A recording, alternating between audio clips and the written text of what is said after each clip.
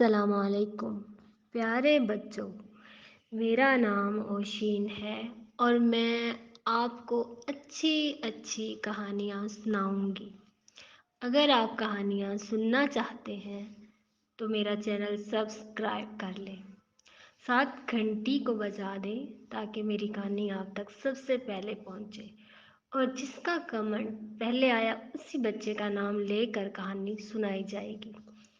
تو بچوں، like comment share کرنا مت بھولیں۔ آج میں لائبریری آئی ہوں اور میں نے بہت اچھی دلچسپ کہانی پڑھی جو میں سنانے والی ہوں آپ کو۔ لاکھوں برس گزرے، آسمان پر شمال کی طرف سفید بادلوں کے پہاڑ۔ ایک بڑے غار میں ایک بہت بڑا ریچھ رہا کرتا تھا۔ یہ ریچھ دن بھر پڑا سوتا رہتا اور شام کے وقت اٹھ کر ستاروں کو چھیڑتا اور ان سے شرارتیں کیا کرتا تھا۔ اس کی بدتمیزیوں اور شرارتوں سے آسمان پر بسنے والے تنگ آ گئے تھے۔ کبھی تو وہ کسی ننھے سے ستارے کو گیند کی طرح لڑکا دیتا اور وہ ستارہ کلا بازو کھاتا دنیا میں آ گرتا، یا کبھی وہ انہیں اپنی اصلی جگہ سے ہٹا دیتا۔ وہ بیچارے ادھر ادھر بھٹکتے پھرتے۔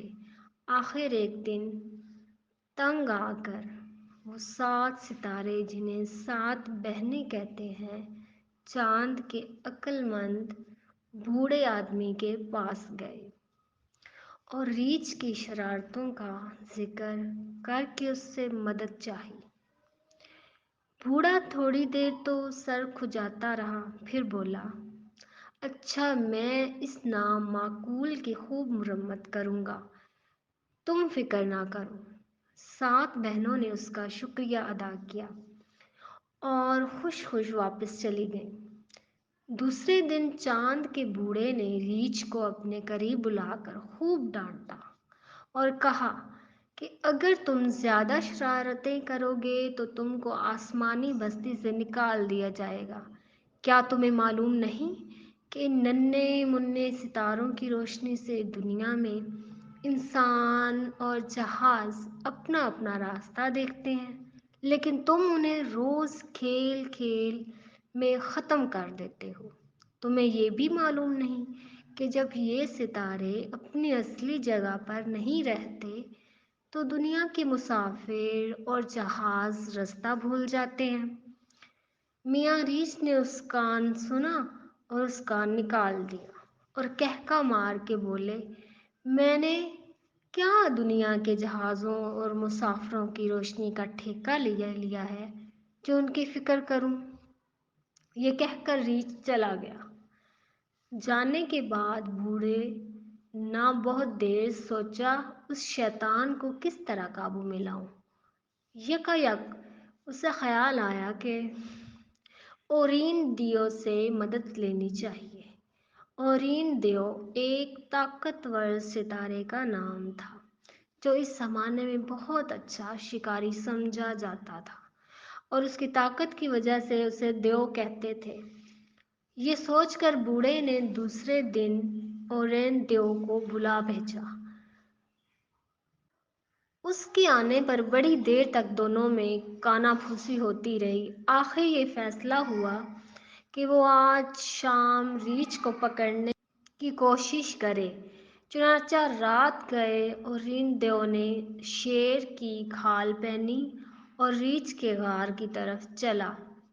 جب ریچھ نے ایک بہت بڑے شیر کو اپنی طرف آتے دیکھا تو اس کے اوزان خطا ہو گئے اور وہ ننھے منھے ستاروں سے بنی ہوئی اس سڑک پر جو پریوں کے ملک کو جاتی ہے اور جسے ہم کہکشاں کہتے ہیں، بے تحاشا بھاگا۔ آخر بڑی دوڑ دھوپ کے بعد طاقتور شکاری نے میاں ریچھ کو آ لیا اور ان کو پکڑ کر آسمان پر ایک جگہ قید کر دیا جہاں وہ اب تک بندھے کھڑے ہیں۔ اگر تم رات کو قطب ستارے کی طرف دیکھو تو تمہیں اس کے پاس ہی ریچھ بندھا نظر آئے گا، جس کو ان 7 بہنوں میں سے 4 پکڑے کھڑی ہیں۔ اور باقی تین بہنوں نے اس کی دم پکڑ رکھی ہے۔ اگر تم آسمان پر نظر دوڑاؤ تو تمہیں اورین دیو بھی تیر و کمان لیے ریچھ کی طرف نشانہ لگائے کھڑا نظر آئے گا۔ تو پیارے بچوں، کیسی لگی کہانی؟